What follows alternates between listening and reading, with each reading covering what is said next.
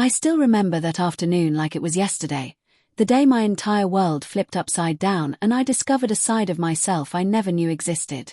My name is Alex, and this is the story of how one unexpected moment with my mother changed everything I thought I knew about who I was. If someone had told me that morning what would happen by evening, I would have laughed in their face, but life has a funny way of throwing curveballs when you least expect them. This is my confession, my truth, and maybe, just maybe, it will help someone out there who feels as lost as I did that day. It all started on a boring Saturday morning in June. I was 17, just finished my junior year of high school, and I was planning to spend my summer doing absolutely nothing productive, just like every teenager dreams of doing. My mom had other plans though, and when I came downstairs that morning in my usual basketball shorts and old band t-shirt, I could see that look in her eyes, the one that meant she had been thinking about something all night and was about to drop a bomb on me. I grabbed a bowl of cereal and sat down at the kitchen table, trying to avoid eye contact because I just knew something weird was coming my way. Mom was standing by the counter, sipping her coffee, and she had this strange smile on her face, not her normal morning smile but something different, something that made my stomach drop. She cleared her throat and said, "Alex honey, we need to talk about something important." My mind immediately raced through all the possibilities. Did she find something in my room? Did I forget to do some chore? Was I in trouble at school and somehow she found out during summer break? None of those things could have prepared me for what came next. She sat down across from me and started explaining that my cousin Emma was getting married in 3 weeks, and apparently there was some kind of crisis with the wedding party. Emma's maid of honor had to drop out last minute because of a family emergency, and they were desperately trying to fill the spot. Now you might be wondering what this has to do with me, a teenage boy who had never been to a fancy wedding before, let alone been part of one. Well, here's where it gets interesting and absolutely terrifying at the same time. My mom explained that Emma had always treated me like a little sibling growing up, even though we were cousins, and she specifically requested that I fill in for the missing bridesmaid. I actually choked on my cereal when I heard this. I looked at my mom like she had grown a second head and I said, "Mom, you're joking right, this is some kind of prank." But she wasn't laughing, she was completely serious, and she went on to explain that Emma was devastated about her friend dropping out and the wedding was already planned down to every detail including matching bridesmaid dresses, choreographed dances, and professional photographs that required an even number of people on each side. I immediately started protesting, telling her there was no way I could do this, that it was crazy, that people would laugh at me, that I would be humiliated in front of the entire extended family. My mom listened patiently to all my objections and then she said something that hit me right in the chest. She told me that Emma had been there for our family during the hardest time of our lives. When my dad passed away 3 years ago, Emma practically moved in with us for 2 months, helping with everything from cooking meals to making sure I got to school on time while my mom was drowning in grief and paperwork. She reminded me that family means showing up for each other, even when it's uncomfortable, even when it's scary.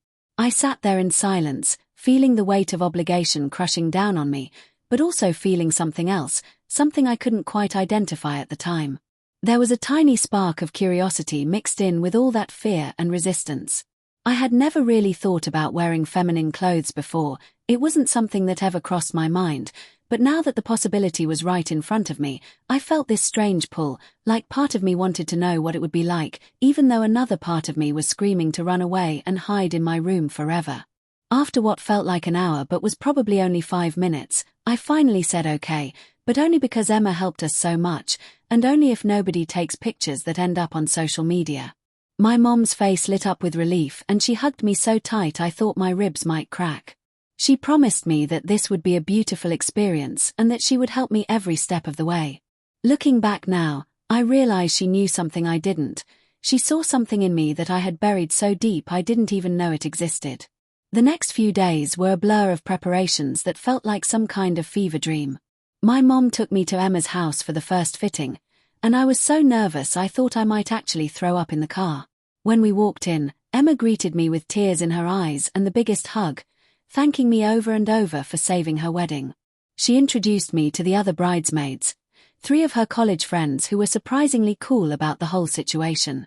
They treated me like one of the girls right from the start, no judgment, no weird looks, just genuine warmth and acceptance that caught me completely off guard. Then came the moment I had been dreading. Emma brought out the bridesmaid dress, and I swear my heart stopped beating for a second. It was this beautiful flowing gown in a soft lavender color, with delicate lace details on the shoulders and a fitted bodice that flared out into a full skirt. It was elegant and feminine and absolutely nothing like anything I had ever imagined wearing. Emma held it up against me and said, "This is going to look absolutely stunning on you, Alex, I can already tell." I wanted to believe her, but all I could think about was how ridiculous I was going to look, how people would stare and whisper and laugh. My mom squeezed my shoulder and gently pushed me toward the bathroom to try it on. I stood there alone, holding this dress, and I realized my hands were shaking. I kept telling myself this was just for Emma, just to help family. It didn't mean anything about me or who I was. I slowly took off my regular clothes and stepped into the dress, and I had no idea how to even put it on properly. The zipper was in the back and I couldn't reach it, so I had to open the door a crack and ask for help, which was embarrassing in itself. Emma came in to help me, and as she zipped up the back of the dress, she was chattering excitedly about the wedding plans, completely oblivious to the internal crisis I was having. When she finally stepped back and looked at me, her jaw actually dropped. She called out to my mom and the other bridesmaids, "You guys have to see this," and before I could protest, they all came crowding into the bathroom doorway. I couldn't bring myself to look in the mirror yet, I was too scared of what I would see, but the reactions from everyone else told me something unexpected was happening. My mom had tears running down her face, happy tears, and she kept saying, "Oh honey, you look absolutely beautiful." The other bridesmaids were nodding and smiling, making comments about how the color brought out my eyes and how lucky it was that I was tall and slim, so the dress fit almost perfectly with just minor alterations needed. Emma was practically bouncing with excitement, talking about hairstyles and makeup and shoes. I stood there frozen, unable to process what was happening, feeling like I had stepped into some alternate dimension. Finally Emma grabbed my shoulders and physically turned me around to face the full-length mirror on the bathroom door, and that's when I saw myself for the first time.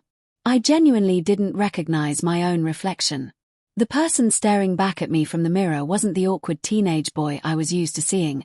It was someone different, someone who looked almost pretty in that dress. My features, which I had always thought were kind of plain and forgettable, somehow looked softer and more delicate, framed by the lavender fabric. My legs looked longer, my waist looked more defined, and even though my hair was still short and messy, I could somehow imagine what I might look like with longer hair and makeup. That moment right there, staring at my reflection, something shifted inside me. It was like a door I didn't know existed suddenly cracked open, and I caught a glimpse of something I had kept locked away without even realizing it. I felt scared and confused, but also strangely excited. There was this warmth spreading through my chest, this feeling of rightness that I couldn't explain and didn't want to admit to anyone, not even myself. I quickly looked away from the mirror and mumbled something about needing to change back into my regular clothes before anyone could see how my feelings were written all over my face.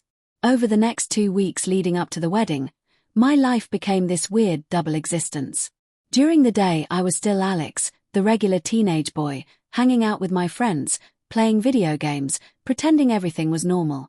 But in the evenings, I would go over to Emma's house for wedding rehearsals and fittings, and I would transform into this other version of myself, this person who wore dresses and practiced walking in heels and learned how to coordinate movements with the other bridesmaids. It was exhausting and terrifying and somehow thrilling all at the same time. The other bridesmaids kind of adopted me as their project. They taught me all these things I never knew about feminine presentation: how to sit properly in a dress, how to hold a bouquet, how to smile for photographs. One of them, a girl named Sophie who was studying theatre in college, took it upon herself to teach me about makeup. She explained that for the wedding I would need to wear foundation and blush and eyeshadow to look good in the professional photographs, and she wanted to make sure I was comfortable with how it looked and felt. I'll never forget the first time Sophie did my makeup. We were at Emma's house and the other girls were in the living room practicing the choreographed entrance for the ceremony.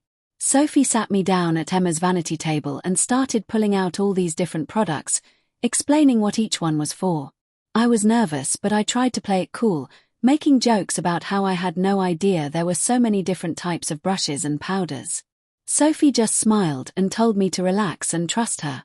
As she worked on my face, gently applying each product and explaining her choices, I felt myself slowly relaxing into the experience. There was something almost meditative about it. The soft brushes on my skin, the careful attention to detail, the way Sophie would step back every few minutes to assess her work. She talked to me the whole time, not about anything serious, just casual conversation about movies and music, treating me like any other girlfriend she was helping get ready for an event. It made me feel normal, like this wasn't some weird thing I was being forced to do but just something girls did together. When Sophie finally turned me around to look in the mirror, I actually gasped out loud. The transformation was incredible. The makeup was natural looking, but it changed everything. My eyes looked bigger and brighter, my skin looked smooth and flawless, my cheekbones looked more defined. Combined with the dress that was hanging nearby waiting for the full rehearsal, I could genuinely imagine looking like I belonged in a wedding party. Sophie was grinning at my reaction and she said, "You're a natural beauty, Alex. This is going to be amazing." Part of me wanted to brush off her compliment, to make a self-deprecating joke, but another part of me, that new part that was slowly waking up, wanted to hold on to those words and believe them. The wedding rehearsal that evening was its own adventure. We practiced walking down the aisle in pairs. I was partnered with Sophie, who guided me through every step literally and figuratively, and I had to learn the exact pace and rhythm so everything would look coordinated and professional. Emma's fiancé Mark was there with his groomsmen, and I was terrified they would make fun of me, but Mark was incredibly respectful and kind. He thanked me sincerely for stepping up to help Emma, and his groomsmen followed his lead, treating the whole situation as normal and unremarkable. But then my mom dropped another bomb on me. After the rehearsal, as we were driving home, she casually mentioned that I would need to start practicing wearing the dress and heels at home to get comfortable, and that meant I should spend the next week basically living as much as possible in feminine clothes to make sure I was confident and natural looking by the wedding day. I started to protest, but she cut me off, reminding me that this was important to Emma and that I had committed to doing this properly, not half-heartedly. So began the strangest week of my life up to that point. Every morning I would wake up and my mom would lay out feminine clothes for me to wear around the house. We started with simple things like leggings and oversized sweaters, gradually working up to skirts and dresses. She taught me how to coordinate outfits, how to accessorize, how to move naturally in different types of clothing. At first I felt ridiculous and self-conscious, constantly checking to make sure the curtains were closed so the neighbors wouldn't see, but as the days went by, something started to change. I started to feel more comfortable, not just physically comfortable in the clothes, but emotionally comfortable with this side of myself that was emerging. I would catch myself checking my reflection in mirrors and windows, not with disgust or embarrassment, but with curiosity and even appreciation. I started paying attention to details like how different colors looked against my skin tone, how certain styles of clothing made me feel more confident, how small accessories like bracelets or hair clips could change an entire look. This wasn't supposed to be about me discovering something about myself. This was supposed to be about helping Emma with her wedding, but somewhere along the way the lines got blurred. My mom noticed the change in me. One evening about 4 days before the wedding, she found me in my room wearing a casual sundress and watching makeup tutorials on YouTube. She didn't say anything at first, just stood in the doorway watching me, and when I finally noticed her standing there I felt this rush of panic, like I had been caught doing something wrong. But when I looked at her face, she wasn't angry or concerned.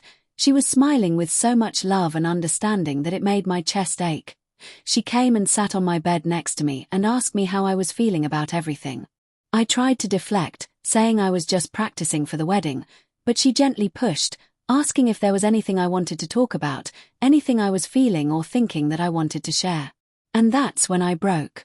All the confusion and fear and excitement that had been building up inside me for the past 2 weeks came pouring out.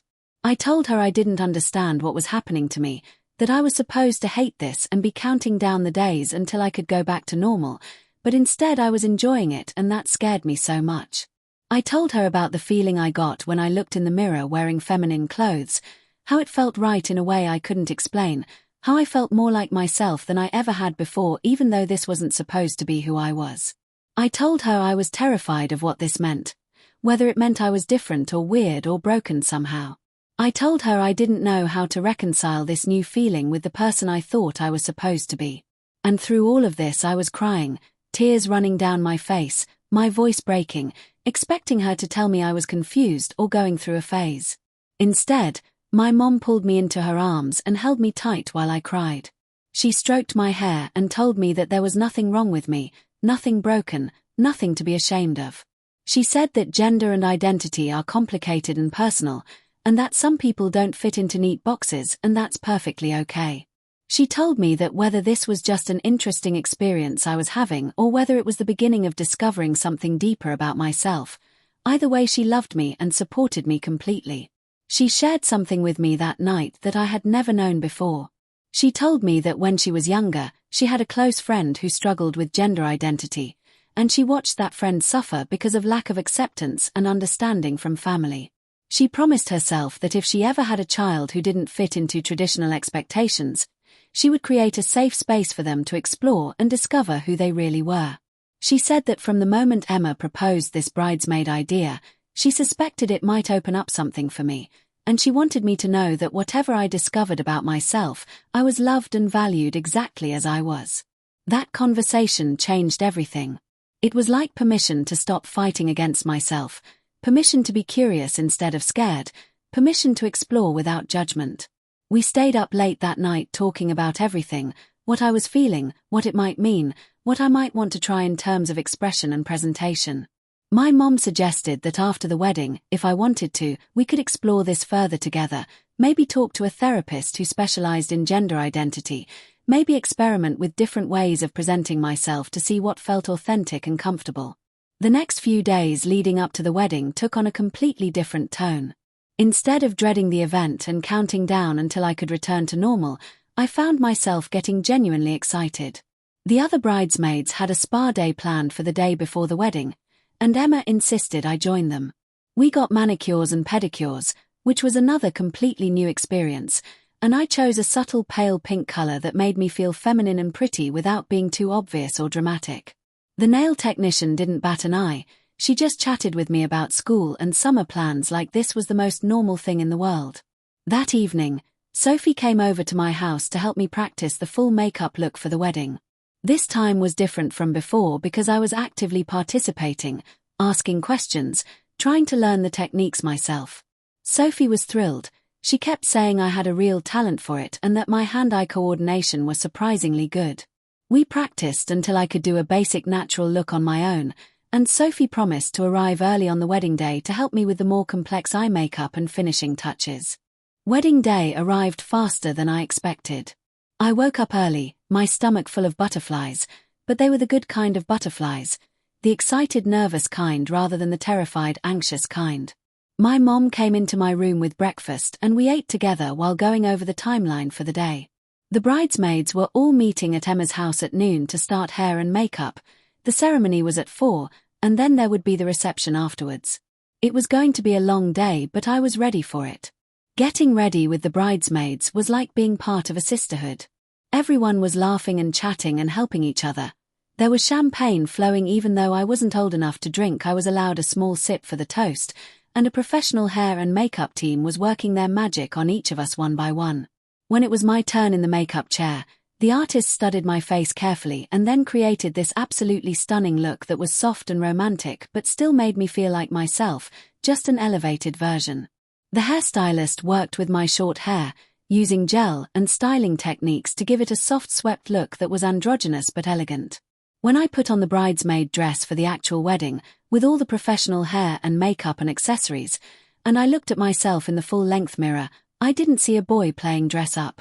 I saw someone who looked beautiful and confident and happy. The other bridesmaids gathered around me, complimenting me and taking pictures, and for the first time I didn't feel embarrassed about the photos, I actually felt proud. Emma came over with tears in her eyes again and hugged me carefully so as not to mess up our dresses, whispering thank you for being brave and for loving me enough to do this. The ceremony itself was like a dream. Walking down that aisle in front of hundreds of people, I expected to feel exposed and humiliated, but instead I felt graceful and composed. I focused on my posture, on my smile, on the careful steps in my heels, and I made it to the front without tripping or panicking. Standing up there during the ceremony, watching Emma and Mark exchange vows, I felt part of something beautiful and meaningful. Several times during the ceremony I caught my mom's eye in the audience and she was crying happy tears, mouthing "I love you" at me. The reception was where things got really interesting. After the formal photos and the dinner, when the dancing started, several people from the extended family approached me to compliment how I looked. Some of them had known me my whole life and they were genuinely impressed and supportive. A few distant relatives didn't recognize me at first and asked the other bridesmaids who the new girl was, which was both funny and weirdly validating. I danced with the other bridesmaids, I danced with Emma, I danced with my mom, and for those few hours I wasn't thinking about gender or identity or what this all meant. I was just living in the moment and feeling happy. Late in the evening, Emma pulled me aside to a quiet corner and thanked me again. But then she said something that I'll never forget. She told me that she could see something in me that evening, a light and confidence that she had never seen before, and she hoped that whatever I had discovered about myself through this experience, I would hold on to it and nurture it. She said that life is too short to hide who we really are, and that the people who truly love us will love us for our authentic selves, not for the version we pretend to be to make others comfortable. When my mom and I finally got home late that night, I was exhausted but exhilarated. I carefully hung up the bridesmaid dress, took off my makeup, changed into pajamas, but I found myself sitting on my bed holding a photo someone had taken of all the bridesmaids together, and I was staring at my own face in that photo. The person looking back at me was genuinely smiling, genuinely happy, and I realized that this experience had cracked open something inside me that couldn't be closed again. Over the next few weeks and months, my mom kept her promise to support me as I explored this new side of myself. We found a wonderful therapist who specialized in gender identity, and I started working through all the complicated feelings I had. I learned that gender exists on a spectrum, that you don't have to fit into one box or another, that it's okay to be fluid or questioning or somewhere in between. I started experimenting with different ways of expressing myself, sometimes more masculine, sometimes more feminine, sometimes a mix of both. The journey hasn't always been easy. Coming out to my friends was terrifying and I lost a few people who couldn't understand or accept it. But I also found new friends who embraced me completely, and some of my old friends surprised me with their support and love. School became more complicated as I started expressing myself more authentically, and there were definitely people who stared and whispered and said cruel things. But there were also people who stood up for me and defended me and celebrated me. Looking back now, almost a year after that wedding, I can see how that one afternoon when my mom asked me to be a bridesmaid completely changed the trajectory of my life. If she hadn't pushed me, if Emma hadn't needed help, if I had refused and stayed in my comfort zone, I might still be hiding from myself, might still be trying to fit into a box that never felt quite right. That first time wearing that lavender dress and seeing myself in the mirror was the beginning of my real life, the beginning of discovering and accepting who I actually am beneath all the expectations and assumptions. I still have that bridesmaid dress hanging in my closet. Sometimes when I'm having a hard day or feeling unsure of myself, I look at it and remember how terrified I was but also how alive I felt. I remember my mom's unconditional love and Emma's faith in me and Sophie's kindness in teaching me about makeup. I remember that feeling of walking down the aisle and realizing that being different doesn't mean being wrong, it just means being authentic. To anyone out there who is struggling with their identity or feels like they don't fit into the boxes society tries to put them in, I want you to know that your journey is valid and you are not alone. It might start with something unexpected like mine did, or it might be a gradual realization over years, but however it happens, know that discovering your authentic self is worth whatever challenges come with it. Surround yourself with people who love and support you. Be patient with yourself as you figure things out, and never be ashamed of who you are. That day my mom asked me to wear that dress, I thought my world was ending, but actually it was just beginning. Sometimes the things that scare us the most are the very things that set us free, and I'm grateful every single day that I had the courage to say yes, to take that leap, to walk down that aisle and discover the person I was always meant to be. This is my story, this is my truth, and I'm proud of every step of the journey that brought me here.